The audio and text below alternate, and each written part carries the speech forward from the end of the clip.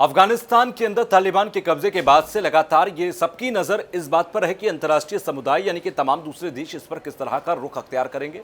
चीन पाकिस्तान को लेकर पहले ही क्लियर है कि वो अफगानिस्तान में तालिबान के साथ खड़े हैं, लेकिन बाकी के देशों का रवैया क्या रहेगा, इसको लेकर एक बहुत बड़ा अपडेट आया है। वो बड़ा अपडेट आप सुन लीजिए।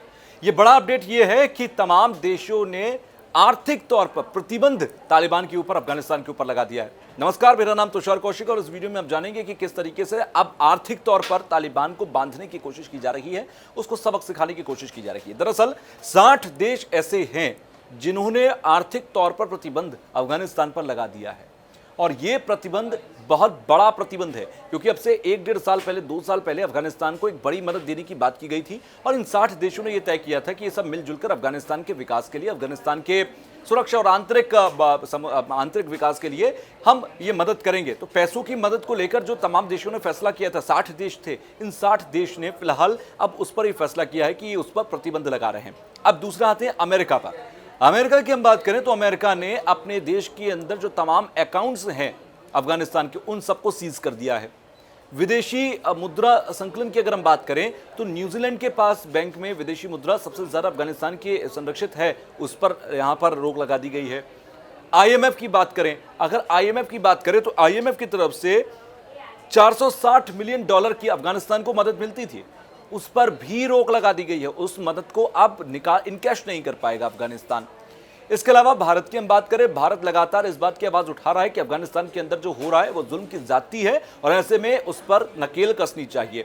तो धीरे धीरे शुरुआत में ये लगा था कि तमाम देश वेट एंड वॉच की स्थिति में हैं, लेकिन अब धीरे धीरे तमाम देश खुलकर सामने आ रहे हैं और अफगानिस्तान के अंदर प्रतिबंधों के जरिए तालिबान को खदेड़ने की कोशिश कर रहे हैं। एक तरफ देखिए बाहरी देशों से अफगानिस्तान के अंदर तालिबान को चुनौती मिल रही है, दूसरी तरफ पंजशीर लगातार अफगानिस्तान के अंदर तालिबान को सबक सिखाने की ठाने बैठा है।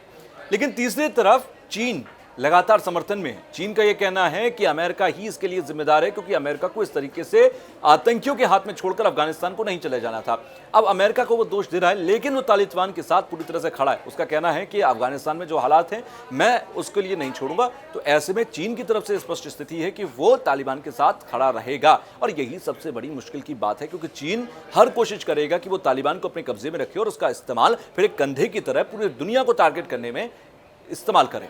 तो ये चीन की स्ट्रेटेजी है। पाकिस्तान तो शुरुआत से ही भारत के खिलाफ रहा है, तो अफगानिस्तान का साथ देकर वो भारत को टारगेट करने की कोशिश करेगा। फिलहाल अब देखना होगा कि अंतर्राष्ट्रीय समुदाय के इस प्रतिबंध और बैन के बाद अफगानिस्तान में तालिबान को कितना सबक मिलेगा।